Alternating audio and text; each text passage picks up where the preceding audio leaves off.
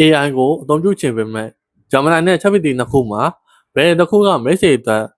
တင်တော်မယ်ဆိုတာရွေးမရဖြစ်နေလားဒါဆိုရင်ဒီဗီဒီယိုက message အတွက်ဖြေပါအားလုံးပဲမင်္ဂလာပါ Aflon မြန်မာကနေအားလုံးကိုပြန်လည်ကြိုဆိုပါရ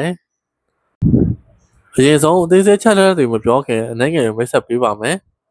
ChatGPT က OpenAI ကနေဖန်တီးပြီး2022ခုနှစ်တည်းကလူသိများလာတာပါ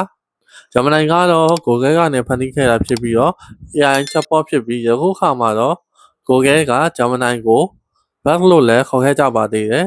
။ ChatGPT က interface ကိုရှင်းပြီးသူ့ကိုအသုံးပြုဖို့အတွက်ဘယ်ကောင်းမှမရှိလဲအသုံးပြုနိုင်ပါတယ်။ Gemini က UI UX ကောင်းပေမဲ့ Google ကောင်းရှိဖို့တော့လိုအပ်ပါတယ်။ Gemini က Google Search နဲ့ပေါင်းပြီးဖန်တီးထားတာမလို့ real time info တွေကို update အနေနဲ့ပြပေးနိုင်ပါတယ်။ ChatGPT မှာတော့ web access တွေမပါလို့ Gemini လိုမျိုး search မလုပ်ပေးနိုင်ပါဘူး။မြန်မာလိုပြောတာက ChatGPT နဲ့ Gemini နှစ်ခုလုံးလုံးနိုင်တယ်ဆိုပေမဲ့ ChatGPT ကပို့ပြီးတော့မြန်မာလိုပိုဆန်ပါတယ်။အနည်းချုပ်အနေနဲ့ပြောရမယ်ဆိုရင် knowledge နဲ့ reasoning ပိုင်းကို